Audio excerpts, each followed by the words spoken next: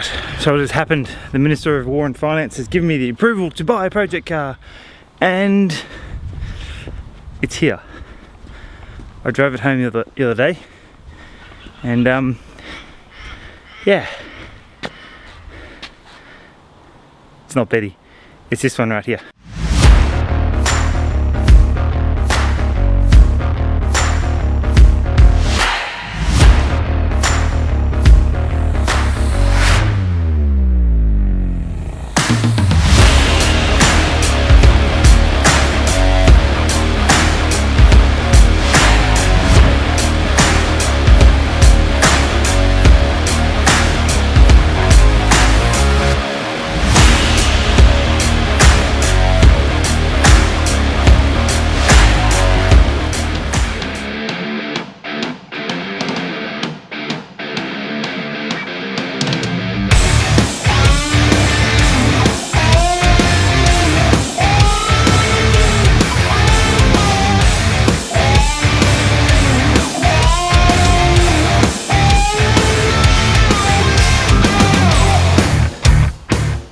So yeah, I bought an 80 series somehow.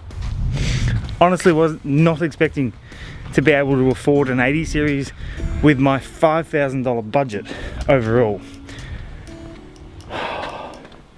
So to say that I could buy an 80 series in reasonable nick, not gonna say good, for $4 grand, I'm absolutely chuffed about. I'm trying to decide between Kermit and Gumby, so probably Gumby. Meet Gumby. Alright, so some of the details. This is a 1995 GXL 1FZ FE 80 series Land Cruiser. One lady owner.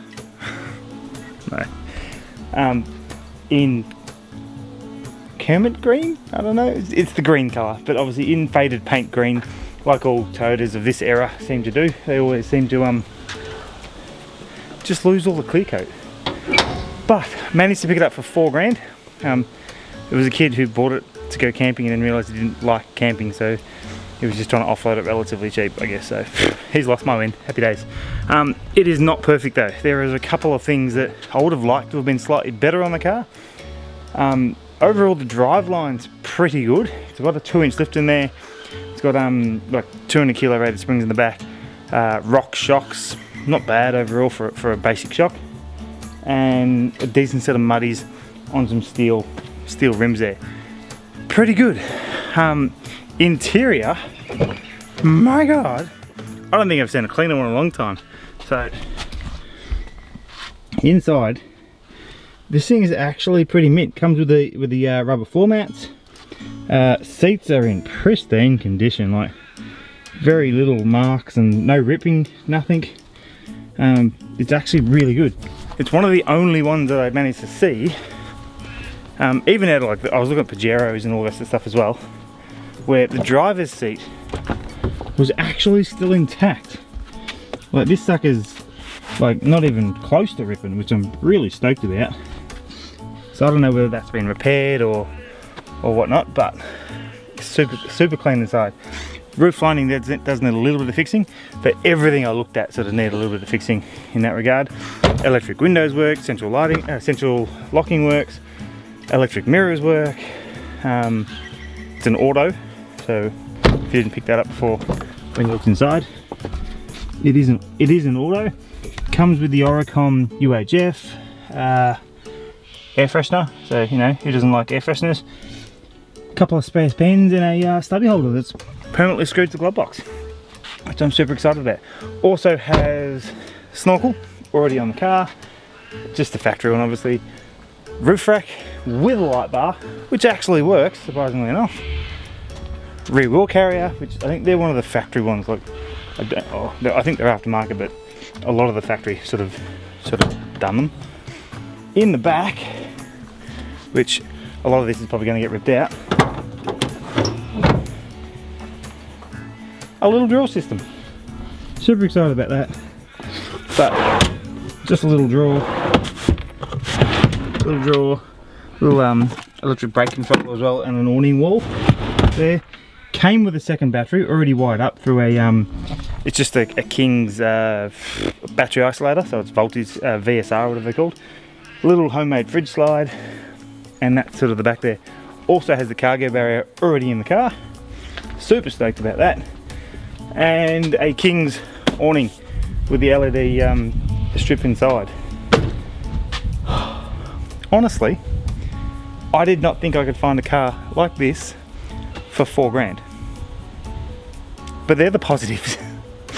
The negatives. So I was pretty big on making sure I had like a motor that worked. And obviously the car did drive home. Starts, stops, does everything it's meant to. But there's something not quite right about it. So let me grab a tripod for you guys and we'll have a look under the hood. So it is the factory 1FZ FE 4.5 litre petrol engine. It's got 460,000 clicks on it, so it is up there in the kilometres range. And it starts. I think the starter motor is actually on its way out. I thought it was a flat battery, but the battery's actually not too bad. I think the starter motor is just clicky, and yeah, so I'm probably going to replace that eventually as well. A couple of things I've noticed so far already, and I've had this for a day or two. I've already replaced the PCV valve, which is basically the crankcase pressurizing valve. This essentially sucks out through the manifold, and this little valve here I thought was faulty because when I bought it, that hose was off, and they said if they connected it, it stalled the car. So I'm thinking I thought maybe that was blocked. Yeah, so I drove it home without that on, got it home, replaced the valve. It's still doing the same thing what it was doing before, but at least it doesn't stall now that this is on. So that was one issue I've already sorted so far pretty quick. I'm just going to start it and you guys can listen to it, and maybe you guys can help me diagnose what's wrong here. Give me a sec.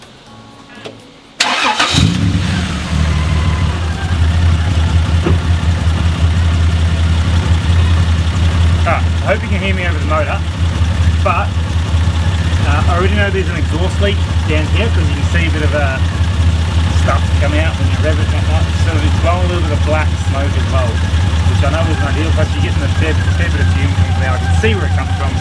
So it's either a gasket or there's a rust hole or something in the exhaust just below the extractors. And you can see it's just running rough. It sounds lumpy.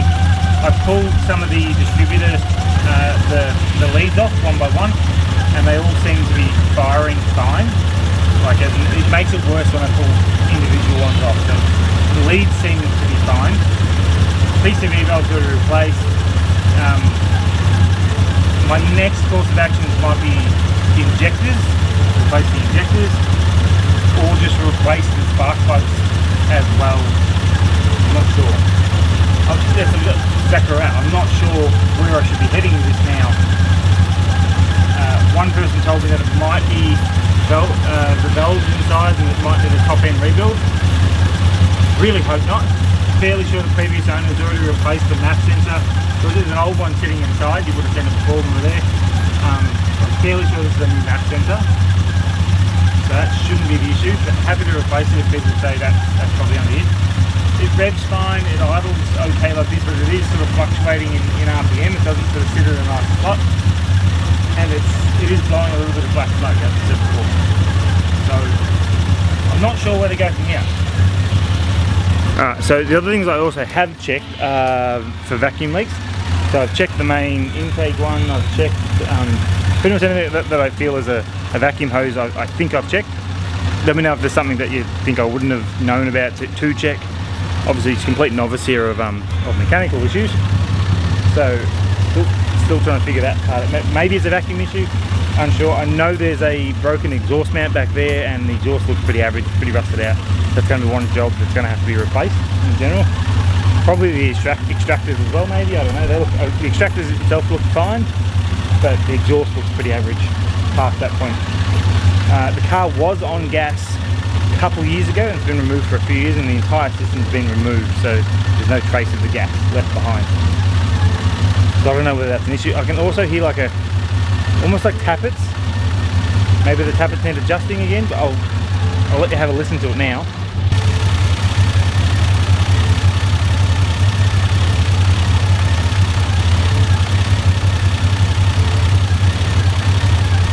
So don't know about that fluctuation in RPM as well. Like it's going up and down, and it just like it's shaking the car overall. You also see out the back, like, there's just this black smoke.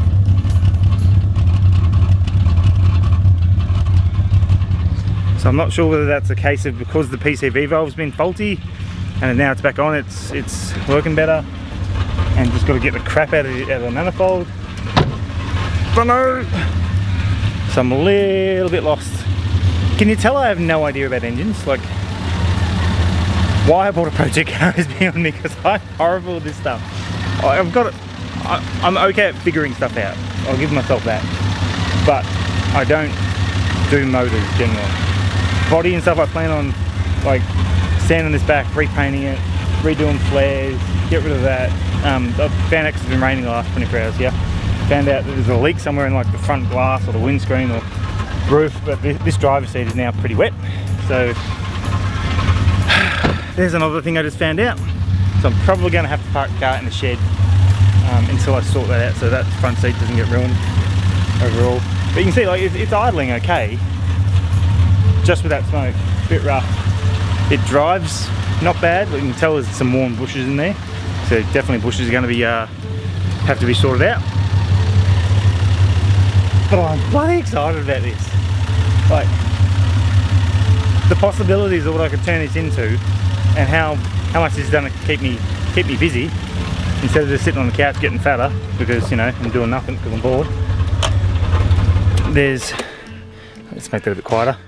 There is, oh, I just noticed, there's like green stuff going out the window. That's awkward. There's a fair bit of it there too. It doesn't seem rusty, it just seems, well, that'll be on the glass. Yeah. So anyway, so this is Project 80. That's the best name I came up with like in the last 3 seconds. I just thought of that. But I'm in love with it. I've always had a soft spot for 80 series, so I was always leaning towards an 80 series. Did go have a look at some Pajeros and whatnot, and they were kind of cool. But then this thing just came up at the right price, and I couldn't say that. Even if I've got to do some engine work on it, it cost me $1,500. It's still probably going to be under my 5,000. Well, if it's 1,500, it won't be under. But say there's $1,000 in parts, and I do it on myself to do a top end rebuild, I'm still under my $5,000 limit. So I'm stoked about the overall budget with the project so far. I am looking to sort of get on board with a particular sponsor, just one, to help out with some of the cost of this, to try and give you guys some entertainment, and me some entertainment, of course. But I'm definitely going to try and keep it limited on sponsors for this particular one, because I do want this to be budget build. I don't want to get on board with a whole bunch of sponsors and have this great big thing that's unattainable for everyone else to build at home by themselves as well. I'm talking about stuff like bushes and belts and like a supplier for that type of stuff, and like some componentry, starter motor there. But other than that, not really looking to have too many big name sponsors for this particular build overall. That's what that one was about. There's a lot of money and time and effort building the Betty, and Betty's going to get used a lot still. This is going to take me minimum 6 months, I reckon, to actually get on the road the way I want it to do it. But it's going to be so cool when it happens. I'm both scared and excited at the same time. But I want to know what you guys think about that motor issue. If you know these things and you got an idea on where I should be looking, definitely please chuck down in the comments what you think it's going to be. And I'm going to try and start to sort out what that is.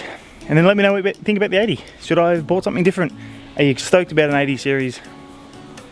I know I am. Like, I know there's going to be people, oh, you should have bought the Pajero, you should have bought the high. I get it. Everyone's got their opinion on what they want. At the end of the day, this is still a car that I've got to be passionate about.